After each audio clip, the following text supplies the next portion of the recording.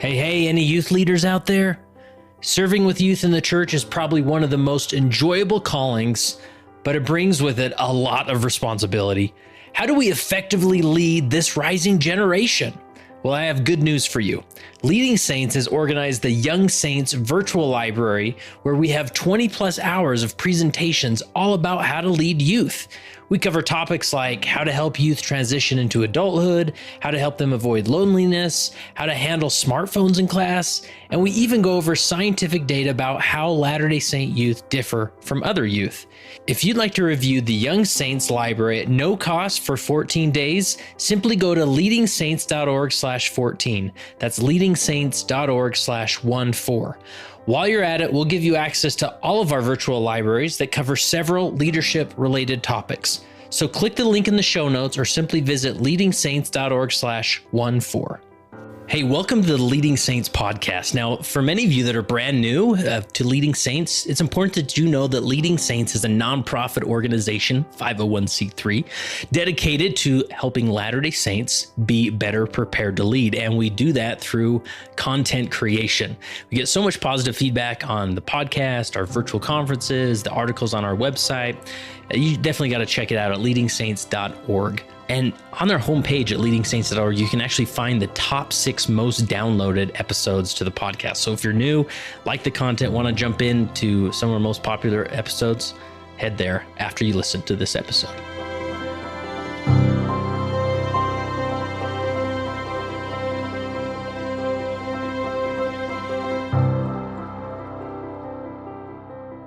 Hey, before we jump into this episode, I want to give a big shout out to John Larsen. That's right, John Larsen, your podcast is talking back at you.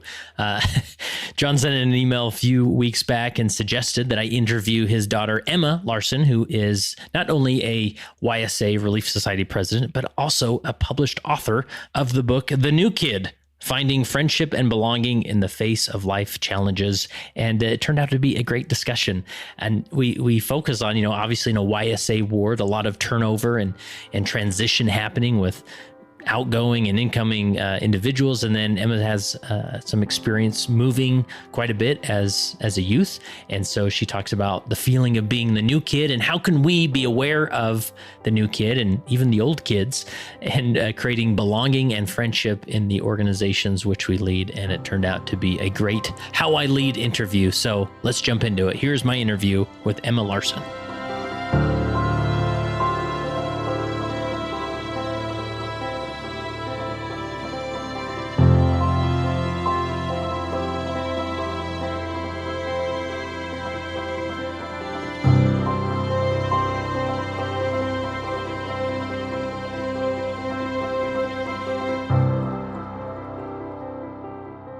Emma Larsen, welcome to the Leading Saints podcast. Thank you so much. Happy to be here. Well, I don't know about that. We'll find out. Now, I think I want to say how this interview came to be is your dad, John, he emailed me and he said, "Hey, Kurt, you're always asking for guests at the end of the podcast and you got to talk to my daughter. So we have your dad to thank for this." Thanks, Dad. Nice. And you are a senior at Brigham Young University. Is this your last semester or just last year? Last year. I've got 2 semesters left. Okay. And what's your major? Theater education. Oh, no way. Mm-hmm. I was a theater kid in high school. Wow. So, nice. And so is that what you want to do is teach at a high school or? I like younger grades better. Elementary schoolers are my favorite. So if I could teach them, that's the dream. All right. So what are some of your favorite plays or musicals? Ooh, my favorite musical that I've seen is called Come From Away. It's about 9/11. Really? It's very good. Is that on Broadway or? It is. It's on Broadway. I just saw it in London. It's really good. Wow. Is it musical or play? It's a musical. Oh, wow. All right. Got to check that out. Yeah. Nice. So do you do a lot of acting and theater yourself? I do.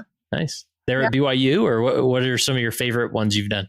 Yeah, I was just in Fiddler on the Roof at BYU in January. That was probably my favorite show I've ever been in.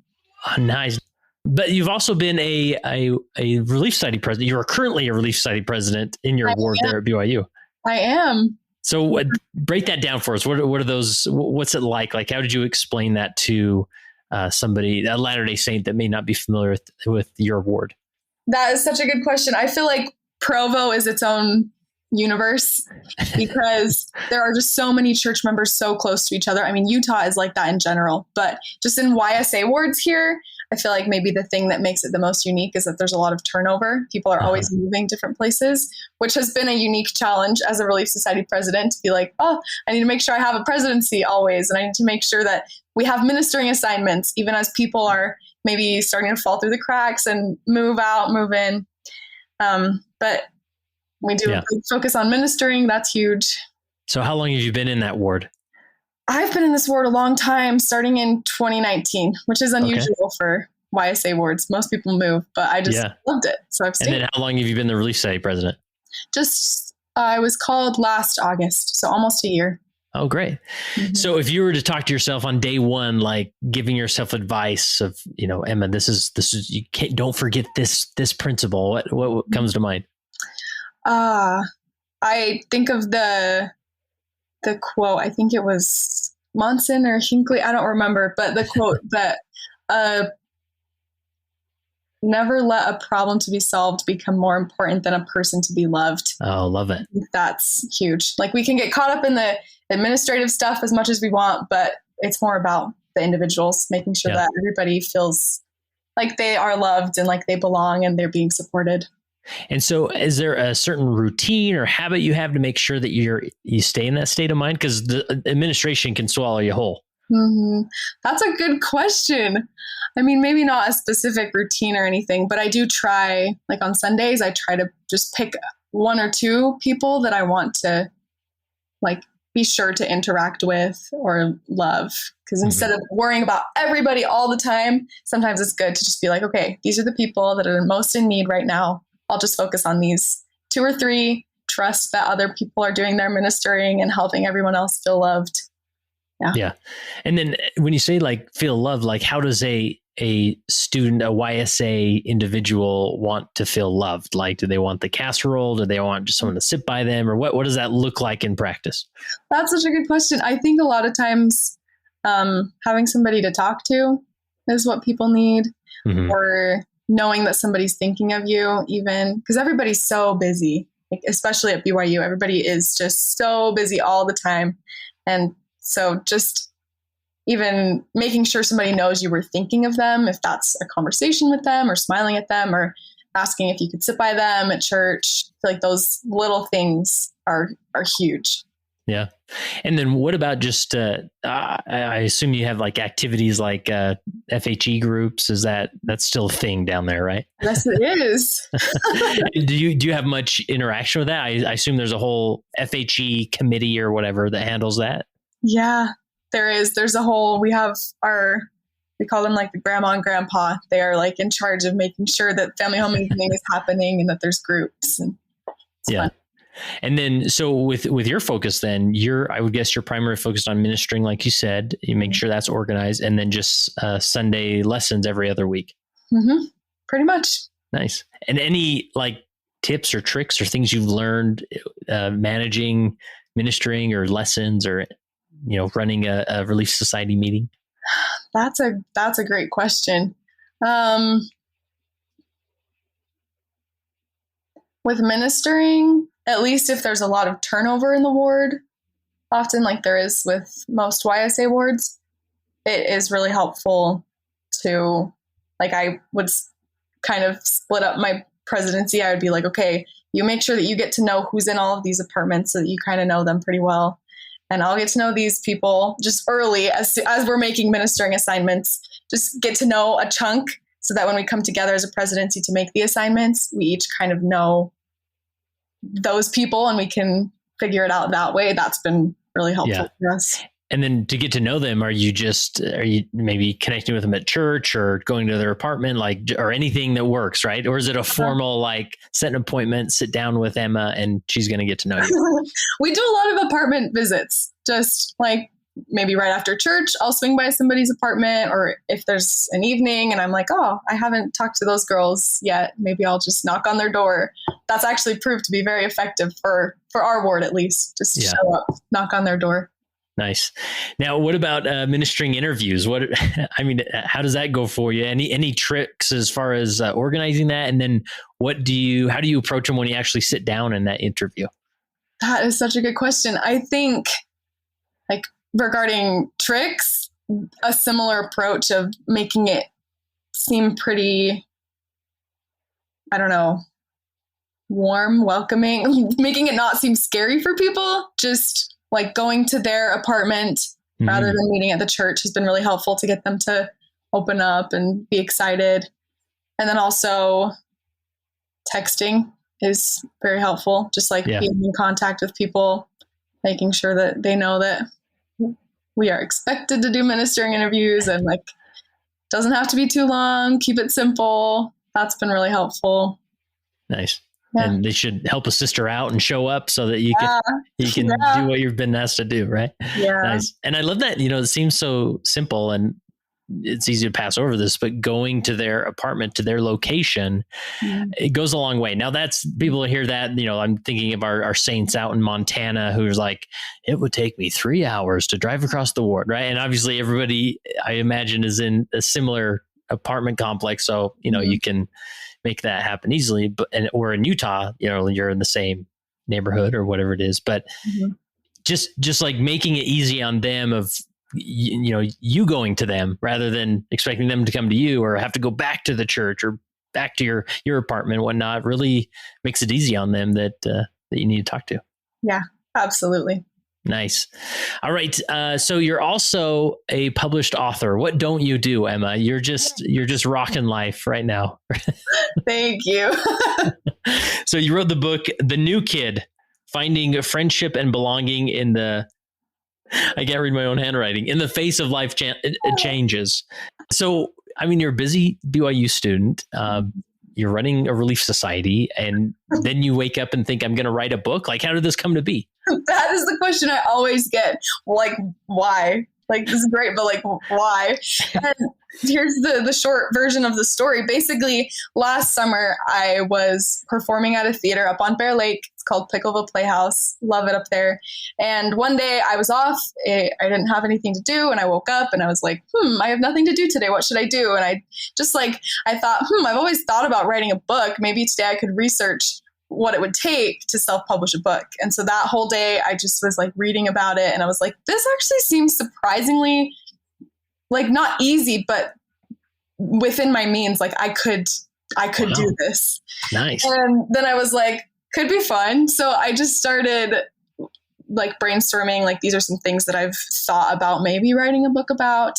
And then I just started to write it and I loved writing it. That was my favorite part, was just getting down all these stories that I've been wanting to write forever. Yeah. And now here I am, published it at the beginning of the summer. Wow. So did you have the idea or you wanted to write a book before you had the idea of what to write about? So ever since I was little, I was like, I want to be a writer. I could be an author. That would be cool. But then the past few years, I've had some ideas of like more specific things that I would want to write about. I just didn't narrow down the topic and the idea until I was like, I could write a book. Yeah. So what led you to the topic of friendship and belonging? Another great question. I'm studying theater education. So education is huge for me. And all growing up, this is a lot of what the book is about, but all growing up, I moved a lot and switched schools a lot. And it was hard. It was really hard. And another thing to blame your dad about here, John. Come on, John. Why'd you move the family so much? But like looking back, I'm so grateful and I wouldn't trade those experiences for anything, because I feel like it really taught me a lot about friendship and belonging that I would not have learned otherwise. And I just felt like some of these experiences that I had of like failing or feeling alone or struggling, I think there are so many kids right now who feel like that, especially like middle schoolers. Totally, it's a hard time. And I was like, I just want to write down my experiences so that somebody can know that they're not alone, that they're not the only one who is feeling lonely or who is struggling to make friends or So So you have been the new kid many times. That is true. This is a little bit of an autobiography happening here.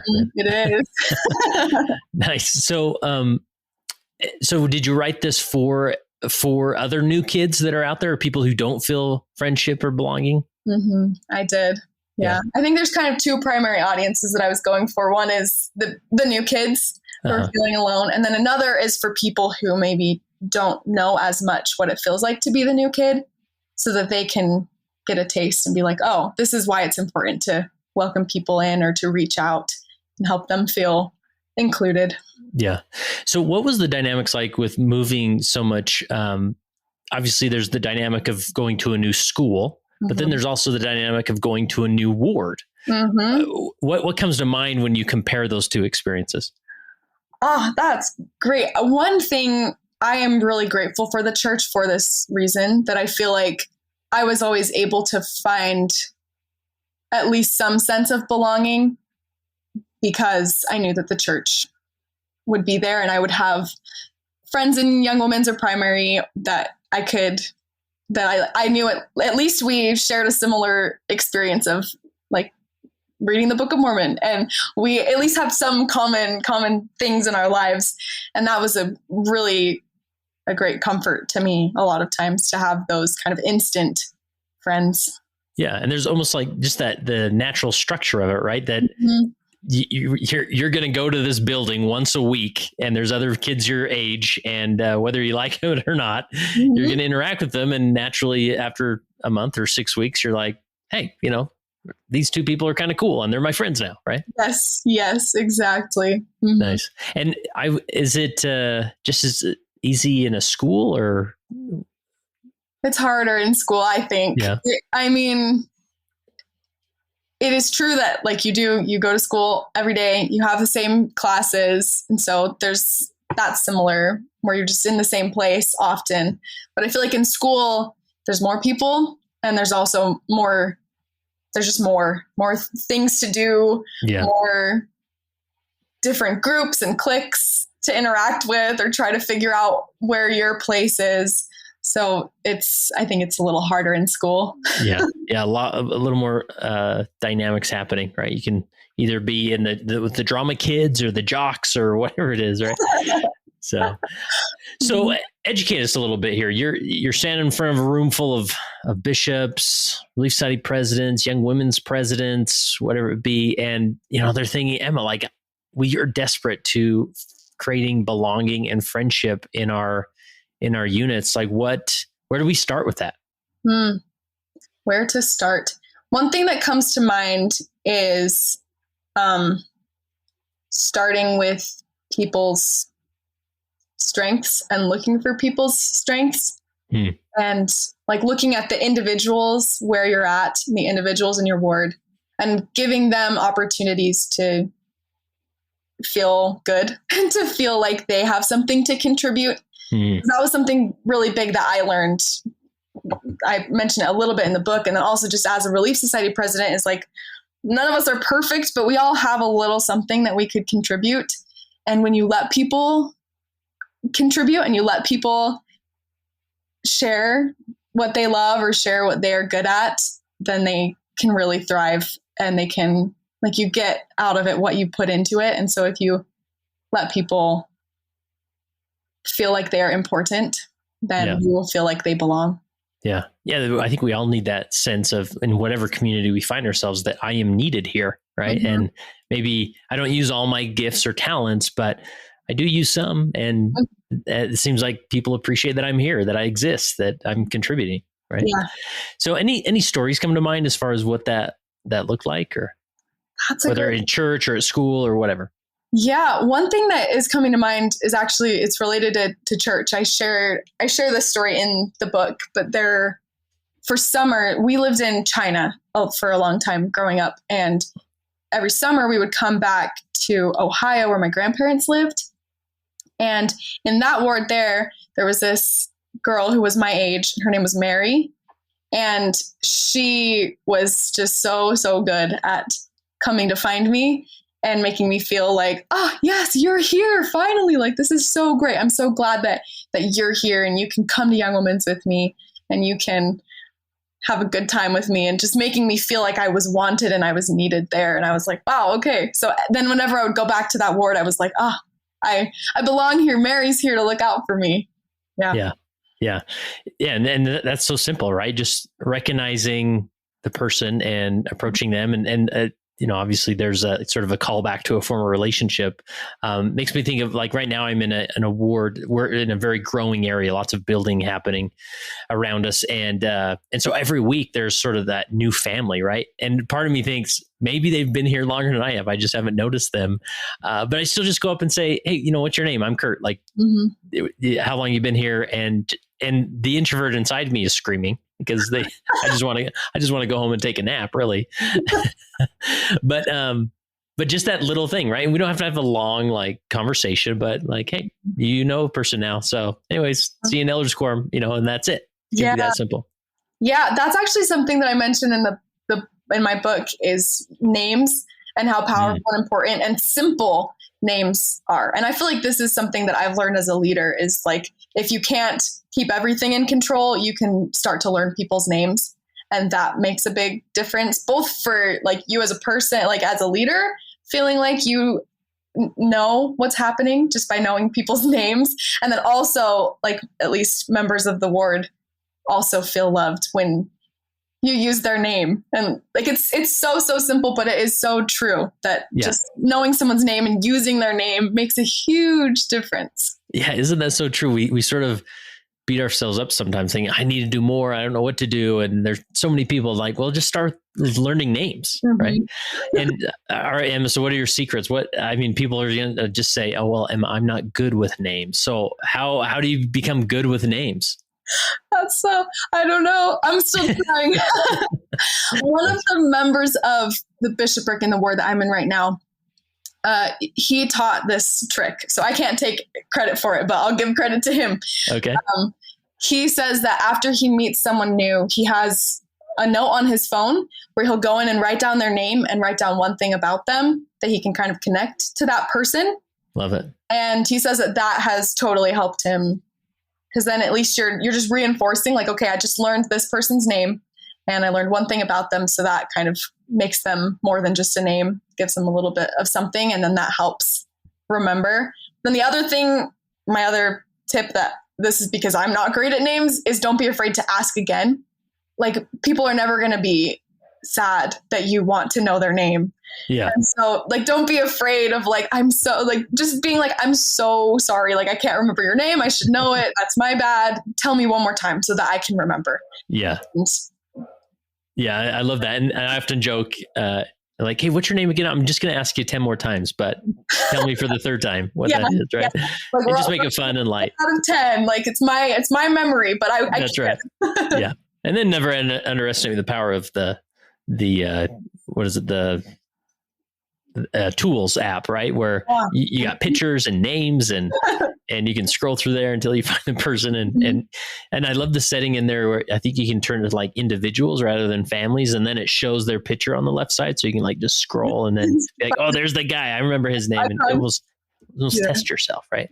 And I'll also plug in here that we'll link to it in the show notes, but this was ages ago, maybe in our first 100 episodes, I interviewed a guy about mental tricks you can do to remember names. And I still use some of those tricks today. So anyways, we'll link to that. But, I often go back to my time as an elders quorum president in a YSA ward where I met my wife. And that's sort of my time where I thought, man, this was the moment. This was ground zero of how awful I have ever been as a leader. I made all the mistakes, right? But the one thing I did right, and this was 2006. All right, Emma, before your time, probably. But we didn't have, these cool apps now, but we did have an online directory, and I printed that out with every picture and name, and I would quiz myself. And I had an elders quorum of 100 plus elders, and I knew every name. And it was so empowering when somebody would walk up to me and be like, oh, hey, Joseph, what's up? They'd be like, you know who I am. There was this sort of this moment of wow, like my leader knows me, and that goes, it's just so valuable. It's so simple, but so valuable. So, all right, we went down the wormhole of names. So, what anything else that comes to mind as far as establishing friendship and belonging? I mean, just in my book, there's a chapter that I call "The Little Things Are the Big Things," and I feel like when you're trying to create a better sense of belonging amongst a group of people, the little things are the big things. That something like learning names, so small but huge. Yeah. And like making sure that you have ministering assignments done and that you know people know what their ministering assignments are. Like that seems kind of small, but it's huge. And I don't know, just the little things are big, and it just takes people doing small steps, inviting someone to sit by you, small, but it's huge. And I think that's all it takes, is just lots and lots of little things. Yeah. And I even think that and I think most brains are like this, but it's interesting to observe how my brain works, where I'll have a conversation with somebody, maybe I'll pick up their name, but I'll also pick up little details like where they work or their favorite football team, or right. And then just sort of recalling that back, like, hey, didn't you say you got season tickets to such and such, or like, how's that going? Right. Yeah. And again, it's the little things, but to them, it's like, wow, this person really remembered our conversation. Right. And we can take it to the next level of friendship because of that. And I feel like that's also really helpful in ministering, just like developing a skill of being a good listener and being able to find like little things like, oh, they mentioned one time that they have something coming up that they're nervous about, remembering that and then reaching out to them again, being like, oh, how did that go? And they'll just be like, what? You remembered? Thank you. Yeah. I get a lot of people in my ward who, they know I produce a podcast, so they're always asking, what's coming up? Like, who'd you interview? Anyone cool? And I'll say, well, Emma. I interviewed this genius author named Emma. So, what about anything else? Like you mentioned diversity before we hit record here. What concepts do we need to understand as far as diversity goes? Diversity, I feel like, is underappreciated. I think even if you're in a ward where people seem to have a generally similar lifestyle, like here at BYU, it's easy to just look at the whole ward and be like, oh, they're all BYU students, so they're all the same. But people are different. And that was something I learned while I was growing up, going to a bunch of different places, because I would be in different places with people who looked and acted and like were very obviously different from me. But it helped me to realize that like we're all different, and learning to appreciate those differences and cherish those differences and find them and use them can be so, so powerful. I think just differences and diversity are huge and really, really important. And so is that just a matter of like highlighting those and bringing them to the forefront, or, what does that look like in practice? Good question. I don't know. I think it relates back to what we were talking about just a minute ago about like remembering things about people or appreciating, making people feel appreciated. And then also just kind of affects how we view things. Like, I think if you are looking for the beautiful little different things that other people have, I think it makes our own experiences better, and it helps us to learn from other people better if we're looking for maybe why they think the way they do or what they have to contribute that we can learn from or benefit from. Yeah, that's awesome. Well, what else? Any major principle we haven't covered, or did we? I mean, people got to check out the book if they want the whole enchilada, right? Yeah. Nice. But any other point or principle that you'd want to emphasize to a leadership audience before we wrap up? I mean, one that's jumping out is in my book. I have a chapter called "Everyone's a Little Selfish," and I feel like as a leader in the church, sometimes, at least for me, it's really easy to get in my own head about like, oh, I need to be doing everything right. And I need to know everybody, and I need to have everything done on time and to be perfect. And I think a lot of that is the natural man speaking and looking inside and worrying about me. Mm-hmm. And if we will like take a step back from that and instead turn outwards, look to other people, it makes our job a lot easier, because that's how Christ was. He looked outside of himself all the time, and he's a perfect leader, of course. Of course. It takes me back to, I have a marketing background. That's what my degree's in. And I've done a lot of sales and sales training and whatnot. It takes me back to everybody's favorite radio station, which is WIIFM. What's in it for me? Mm-hmm. and like you said, it's not like everybody's these raging narcissists out there, but naturally we self-protect, we think of ourselves. And if you approach every situation like that, and it's easy to sort of get into the, in church leadership, sort of get into the cadence of like, no, I've got the authority here. Like, this is what the Lord wants to done, and get in line. And that's what we're doing. Right. Mm-hmm. But, to really think like, why does this person want to show up? Why do they want to engage in Relief Society? Why, what's in it for them? Mm-hmm. And I think that sort of leads you on a path of recognizing, everybody's a little selfish, but that's okay, because I am too. Yeah. And so how can we understand that and leverage that in order to create belonging and connection in this community? Yeah, absolutely. What's in it for them? I love that question. That's right. All right, Emma, we did it. So where can people pick up the book now that you're this, and when's the next book coming out? So. A lot of people ask that question to me too. I'm like, hang on, read this one first. Okay. All right. The easiest place is just on Amazon. And if you look up my name and the title of the book, it'll show up.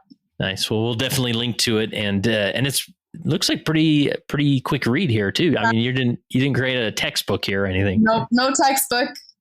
Nice. So people could grab it and read through it. And especially those, man, what a great resource if you are in a transient area, whether it's a YSA ward or just I'm thinking like the military base wards where they just have people coming and going, and just being aware of the new kid experience, and you'll be better prepared to lead that way. So really cool. All right, Emma, last question I have for you is, as you reflect on your time as a Relief Society president, how has being a leader helped you become a better follower of Jesus Christ? Love that question. For me, I think the biggest thing is trust. I think being a leader, I've realized that God really takes the most imperfect people, trusts us with our little area, and he trusts us, and we need to trust him in return. And I think Christ is the best leader. He's also the best follower. So as I lead, I try to learn from him in trying to follow him and trying to follow just what he would want me to do. And I can trust that even though I am imperfect and I am just trying my best, he's going to make sure that everything works out and that my small efforts are help.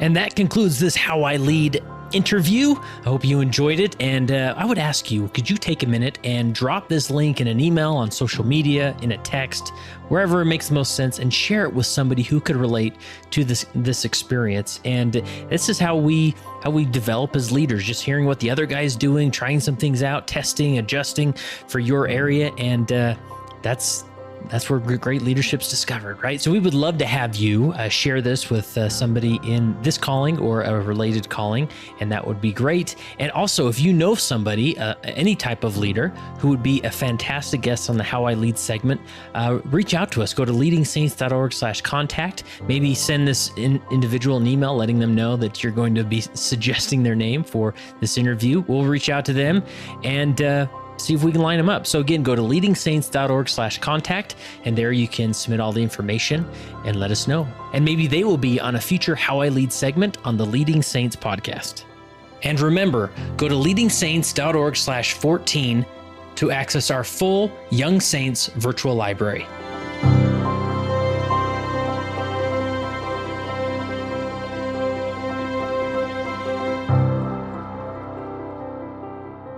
It came as a result of the position of leadership which was imposed upon us by the God of heaven who brought forth a restoration of the gospel of Jesus Christ. And when the declaration was made concerning the only true and living church upon the face of the earth, we were immediately put in a position of loneliness, the loneliness of leadership, from which we cannot shrink nor run away, and to which we must face up with boldness and courage and ability.